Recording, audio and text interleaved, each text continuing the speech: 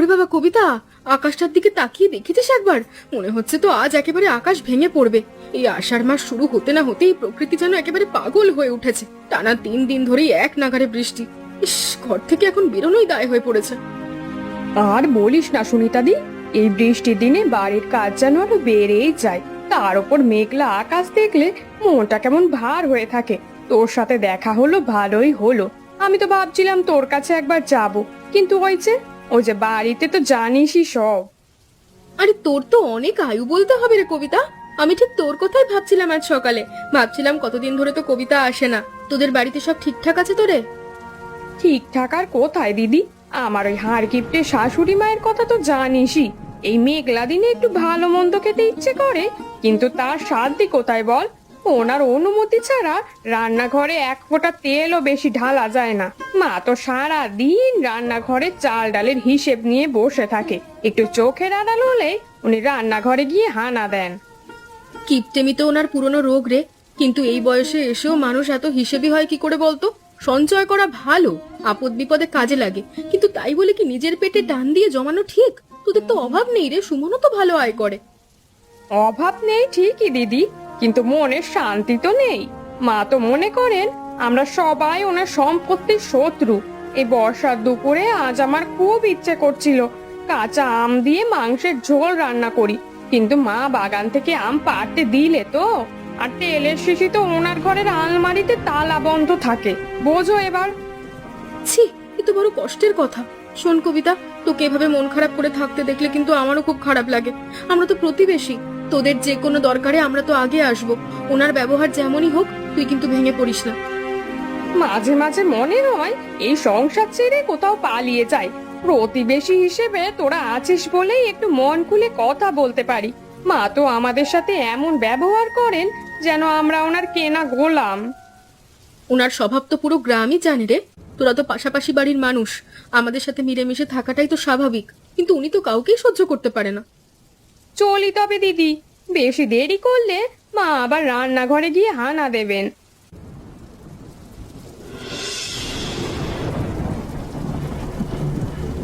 মা, ও মা, তোমার লুচি ভাজা আর কতক্ষণ লাগবে? ঠাকুমা তো ঘরের ভেতরে বসে চেঁচাচ্ছে। ওনার নাকি খুব খিদে পেয়েছে, আর তোমাকে জলখাবার দিতে দেরি হচ্ছে বলে কত কথা শোনাচ্ছে। তোর ঠাকুমা একটু পাড়ায় ঘুরতে গিয়েছিল না? এত তাড়াতাড়ি ফিরে এলো কি করে এই বৃষ্টির মধ্যে? পিহু, তুই এক কাজ কর তো মা, এই তেলের বড় টিনটা তাড়াতাড়ি নিয়ে গিয়ে চালের ড্রামের পেছনে লুকিয়ে রাখ, আর এই ছোট তেলের শিশিটা সামনে রাখ। কেন মা, ঠাকুমা দেখলে কি বকবে? তুমি তো দেখি অনেক তেল দিয়ে লুচি ভাজছো। ঠাকুমা দেখলে তো আজ লঙ্কা কাণ্ড বেঁধে যাবে। তুমি জানো না মা, ঠাকুমা কালকেও বলেছিল যে তুমি নাকি সাবান অনেক বেশি খরচ করো। ওসব বুঝবি না মা, যা বলছি সেটা আগে কর। ওনার কানে তেলের ছ্যাক ছ্যাক শব্দ গেলে উনি এখনই ছুটে আসবেন। এ বাড়ির কি একটা মানুষও কাজের আছে? ননিকে পাঠালাম কবিতা কখন থেকে রান্নাঘরে বসে আছে দেখতে, এখনো তার দেখা নেই। বলি লুচি ভাজছো নাকি সোনার মোহর বানাচ্ছো? এত দেরি কিসের শুনি?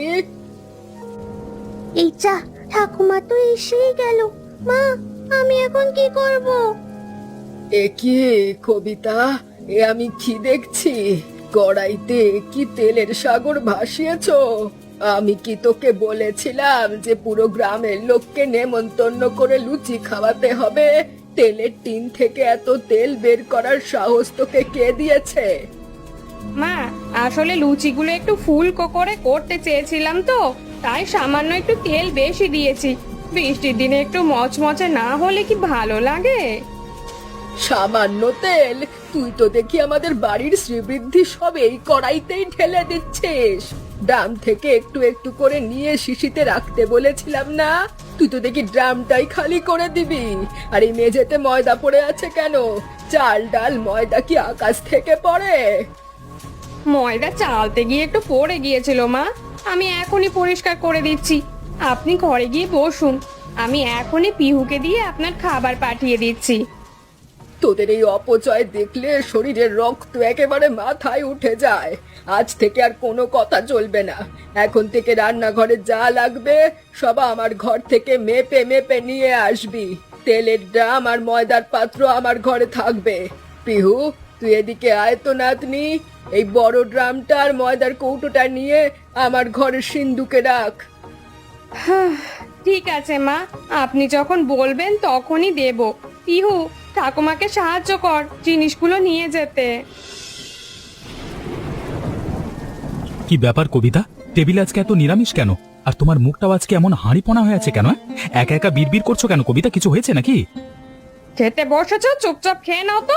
আমার মাথায় কত চিন্তা থাকে তোমরা কেউ বোঝো না। খাওয়ার সময় অন্তত আমার মাথা খেও না তোমরা।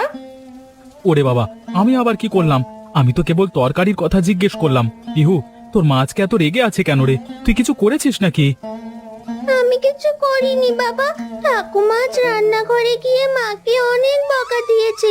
ওই যে মা একটু বেশি তেল দিয়ে লুচি ভেজেছিল তো, তাই ঠাকুমা এসে তেলের ড্রাম নিজের ঘরে নিয়ে তালা দিয়ে দিয়েছে। এখন নাকি প্রতিদিন রান্নার তেল ঠাকুমার হাত থেকেই মেপে আনতে হবে।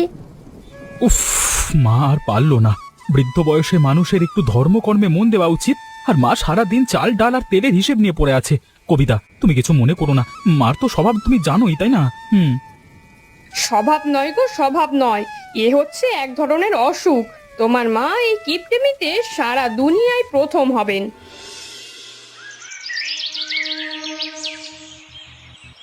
সকাল থেকে বসে আছি, এ বাড়িতে কি কেউ নেই নাকি? এক কাপ চাও কি আজকে জুটবে না?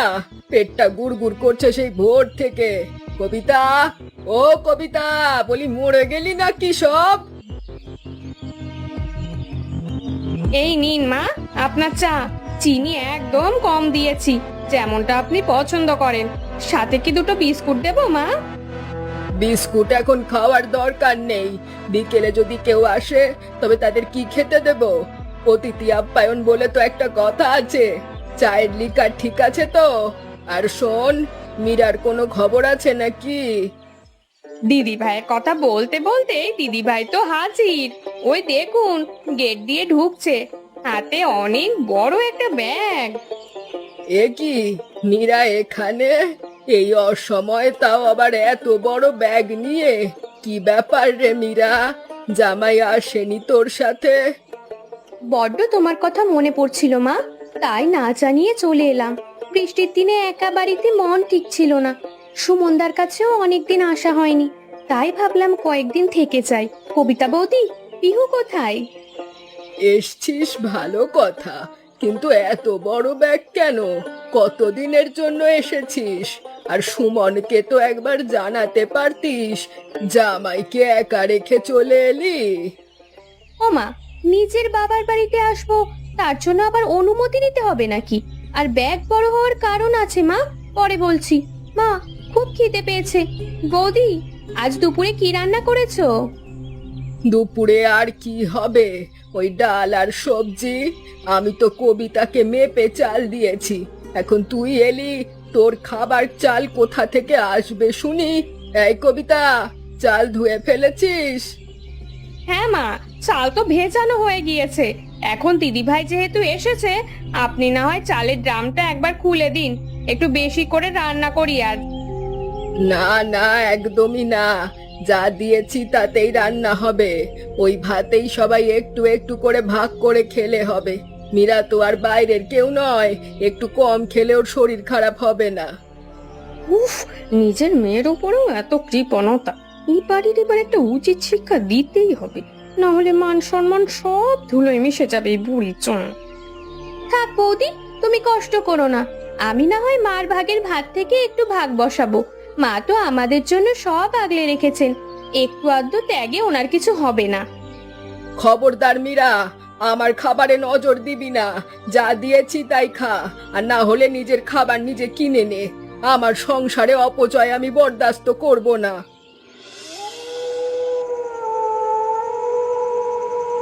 দিদি ভাই, তুমি ব্যাগ হাতে নিয়ে বড্ড গম্ভীর হয়ে আছো আজ। মা তো যা বলার বলেইছে। তুমি কি কিছু নিয়ে দুশ্চিন্তা করছো? কোনো সমস্যা হয়েছে কি তোমার শ্বশুর বাড়িতে? কি বলবো বৌদি, তোমাকে বিশ্বাস করা যায় বলেই বলছি। আসলে তোমার জামাই একটা নতুন ব্যবসা শুরু করেছে। শুরুতে ভালোই লাভ হচ্ছিল, কিন্তু হঠাৎ বাজারে মন্দা আসায় মূলধনের অভাবে ব্যবসাটা একদম বন্ধ হয়ে গিয়েছে। আমাদের অনেক টাকার দরকার এখন। ও মা, এ তো বড় বিপদের কথা। সুমনকে বলেছো কিছু? ও হয়তো কিছু সাহায্য করতে পারবে। সুমনদা তো নিজের সংসার চালাতেই হিমশিম খায় বৌদি।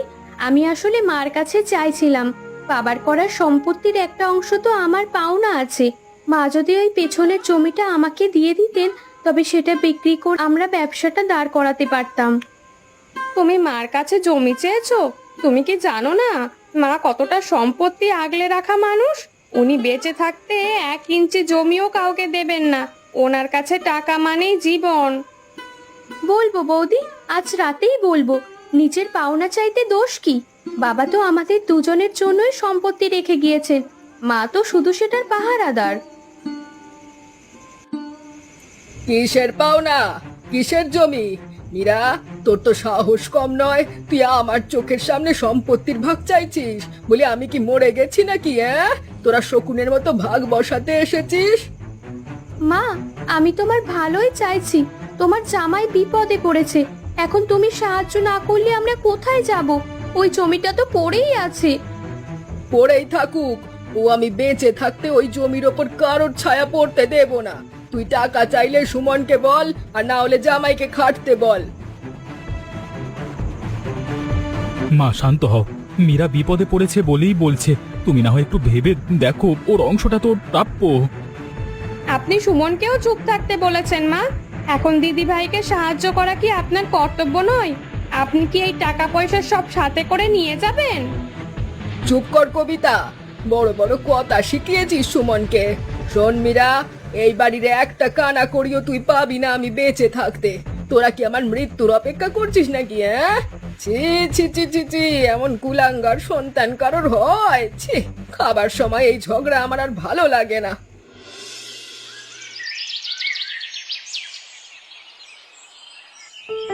মীরা, একটু তাড়াতাড়ি হাত চালা, সুমন আবার অফিসে যাবে। আমি আজ সুজি বানাচ্ছি দিদি ভাইয়ের জন্য। মা দেখলে যদিও চিৎকার করবেন। বৌদি, তুমি আজ অনেক তেল দিচ্ছ কিন্তু সুজিতে। মা দেখলে কুরুক্ষেত্র বাঁধিয়ে দেবেন।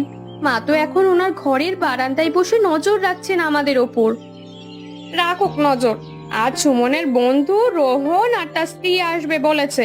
ওদের সামনে তো আর আলু সেদ্ধ দেওয়া যায় না। মা কিপটেমি করুক, আমি আমার অতিথিদের সেবা করবই। কবিতা, ও কবিতা, বাড়িতে আছিস নাকি রে? আমি এসে পড়লাম। আরে সুনিতা দি, এসো এসো, মীরার সাথে পরিচয় করিয়ে দি। ও দিদি, এত আনন্দ কিসের আজ? তোমার মুখ তো উজ্জ্বল দেখাচ্ছে। আনন্দ হবে না কেন? আজ আমার ছোট ছেলের অন্নপ্রাশন। বৃষ্টি থেমেছে বলে আয়োজনটা আজই করছি। ছোটখাটো অনুষ্ঠান, তবে আমি ঠিক করেছি আজ কাঁচা আম দিয়ে সুস্বাদু মাংসের ঝোল রান্না করব। তোদের সবার নিমন্ত্রণ রইল দুপুরে। বাহ, এ তো দারুণ খবর। কিন্তু দিদি, আমাদের বাড়িতে মা তো এসব প্রতিবেশীর হাতের রান্না খেতেই চান না। উনি বলেন বাইরের খাওয়া মানেই নাকি খরচ আর অসুখ। কে বললোটাকে আমি খাবো না? সুনিতা মা, কি বলছো তুমি? নিমন্ত্রণ করতে এসেছো? হ্যাঁ কাকিমা, আজ আমার ছেলের মুখে ভাত কাঁচা আম দিয়ে মাংসের ঝোল বানাচ্ছি। আপনাদের সবাইকে কিন্তু আসতে হবে। রোহান আর প্রিয়াও ওখানে আসবে। মা, আপনি কি যাবেন? কাল দিদি ভাইয়ের সাথে তো আপনার অনেক কথা কাটাকাটি হলো। ঝগড়া হয়েছে তাতে কি, ঘরের কথা ঘরে, কিন্তু পাড়ার লোকের নিমন্ত্রণ ফেরানো তো অভদ্রতা। আর তাছাড়া বাড়িতে আজ রান্না না করলে চাল তেল সবই তো বাঁচবে।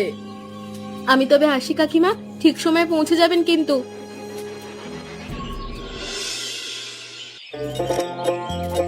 ঐশ্বরী কাকিমা, আপনার জন্য বেশি করে মাংসের ঝোল দিচ্ছি। আপনার তো কাঁচা আম খুব প্রিয়। দাও দাও মা, বাড়িতে তো আর এসব জোটে না। কবিতা তো তেলের ভয় রান্নাই করতে চায় না। আজ তোমার হাতের সুস্বাদু রান্না খেয়ে তৃপ্তি পাবো। ঠাকুমা, তুমি তো দেখি নিচের পাতের আমগুলো চিবিয়ে শেষ করে দিচ্ছ। পাটি ভর্তি ঝোল আরো একবার নেবে নাকি? নেব না কেন? শরীরটা আজ খুব দুর্বল লাগছে, একটু পুষ্টিকর খাবার খাওয়া দরকার। ও সুনিতা মা, ঝোলটা সত্যি অমৃত হয়েছে।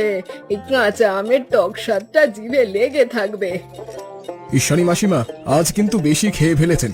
বাড়িতে গিয়ে হজম করতে পারবেন তো? রোহন, ওসব বলো না। মাসিমা অনেকদিন পর একটু মন খুলে খাচ্ছেন। সুমনেরও উচিত মাসিমাকে এমন ভালো মন্দ খাওয়ানো। সুমন কি খাওয়াবে? ও তো গিন্নি পাগল। কবিতা তো ওনার সিন্ধুকে চাবি দিয়ে রাখে। আজ সুনিতার জন্য আমি মন ভরে খেলাম। বাড়িতে গিয়ে আজ শান্তিতে একটা ঘুম দেব। বৃষ্টির দিনের এই কাঁচা আম আর মাংসের ঝোল সত্যি সেরা। দিদি ভাই, মা এখনো উঠছে না কেন বলো তো?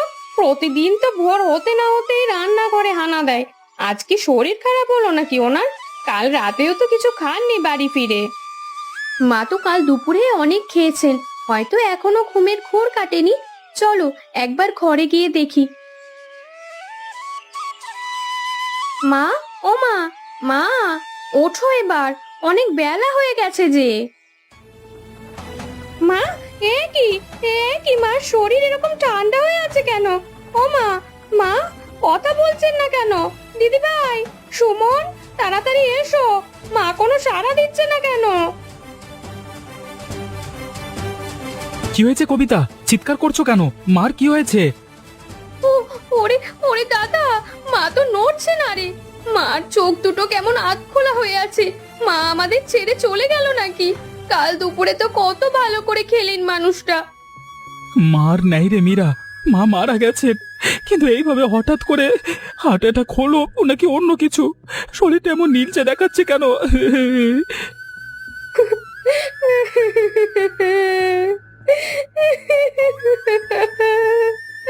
ও মা, মা এ কি হলো? আমাদের বাড়ির প্রাণটাই যে চলে গেল। না, মা আমাদের কত শাসন করতেন, এখন আমাদের কে দেখবে? দিদি ভাই, মা তো কাল সুনিতার বাড়ি এই মানুষের চোলকেই ঘুমিয়েছিল। ওরাই কি তবে খাবারে কিছু মিশিয়ে দিল? রোহান আর প্রিয়াকে না জানানো পর্যন্ত আমি মাকে দাওয়া করতে দেব না। আমার মনে হচ্ছে কেউ কেউ মাকে বিষ খাইয়ে মেরেছে। হ্যাঁ দাদা, তাড়াতাড়ি পুলিশ ডাকো। ওই সুনিতাই মাকে মেরেছে। মার সাথে ওনার তো আগে ঝগড়া ছিল ওই বাগান থেকে আম পাড়া নিয়ে। ওরাই নিশ্চয়ই প্রতিশোধ নিল। সুমন, পুলিশ আসার আগে আমাদের রোহন ভাইকে জানানো উচিত। উনি তো গোয়েন্দা, উনি ঠিক রহস্য ভেদ করবেন। সুমন, নিজেকে সামলাও। মৃত্যু তো ধ্রুব সত্য, কিন্তু তোমার মায়ের মৃত্যুটা স্বাভাবিক বলে মনে হচ্ছে না। এই প্রিয়া, তুমি একবার রান্নাঘরের ডাস্টবিন আর মাসিমার ব্যবহার করা গ্লাসগুলো চেক করো তো। রোহান, মাসিমার ঘরে একটা কাঁচের গ্লাস পাওয়া গিয়েছে যাতে সামান্য দুধের অবশিষ্টাংশ রয়েছে। সুমন মাসিমা কি রাতে দুধ খেতেন? হ্যাঁ প্রিয়া, মার তো অভ্যেস ছিল রাতে শোবার আগে এক গ্লাস গরম দুধ খাওয়ার। কালকে রাতেও হয়তো খেয়েছিলেন। কবিতা, তুমি কি কালকে রাতে দুধ দিয়েছিলে মাকে? না তো সুমন, মা তো সুনিতার বাড়ি থেকে খেয়ে এসেই বললেন ওনার পেট ভরে গেছে। আমি ভেবেছিলাম উনি দুধ খাবেন না, তাই আমি আর দিতে চাইনি। তবে গ্লাসে দুধ এলো কোত্থেকে? তার মানে কেউ একজন রাতে মাসিমার ঘরে দুধ নিয়ে গিয়েছিল। আচ্ছা মীরা, তুমি কি মাসিমার জন্য দুধ নিয়ে এসেছিলে? কারণ সম্পত্তির ভাগ নিয়ে মাসিমার সাথে তোমারই সবচেয়ে বেশি ঝামেলা চলছিল।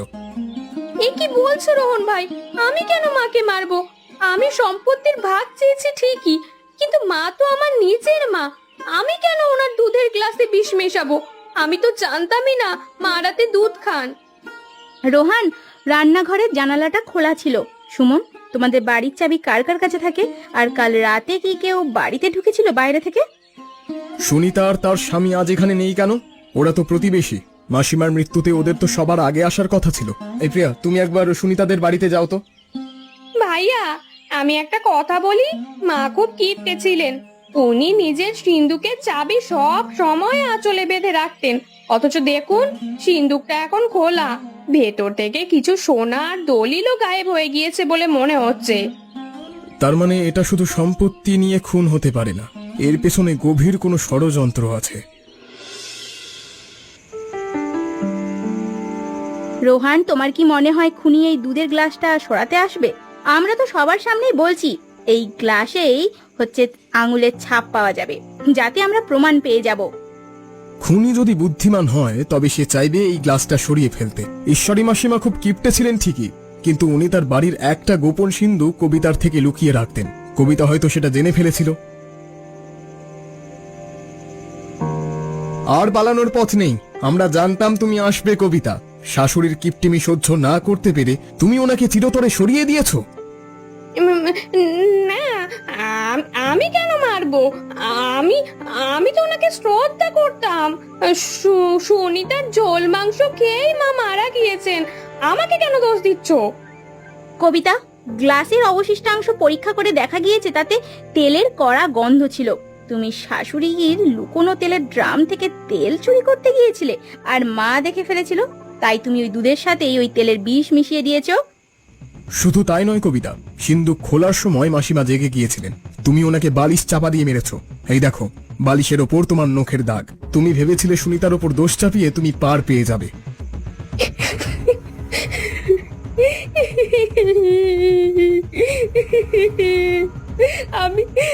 আমি করেছি সব। আমি আর পারছিলাম না ওনার অভাবের অত্যাচার সহ্য করতে। এক ফোঁটা তেলের জন্য উনি আমাকে চোর বলতেন।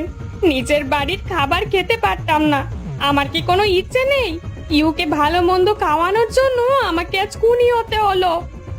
কবিতা, তুমি এত নিচে নামতে পারলে? মার কিপটেমি হয়তো বিরক্তিকর ছিল, কিন্তু মা তো আমাদেরই আপনজন ছিলেন। তুমি শুধু টাকার লোভে মাকে মেরে ফেললে। বৌদি, তুমি সম্পত্তির ভাগ আমাকে দেবে না বলেই কি মাকে মেরেছো? ছি, আমি তোমাকে কত ভালোবাসতাম। সুমন, পুলিশ বাইরে দাঁড়িয়ে আছে। কবিতার এই অপরাধের শাস্তি আইন দেবে। কিপটেমি একটা রোগ হতে পারে, কিন্তু সেই রোগের চিকিৎসা খুন হতে পারে না। বড়দের এই লড়াইয়ে আজ আমি আমার প্রিয় ঠাকুমাকে হারালাম।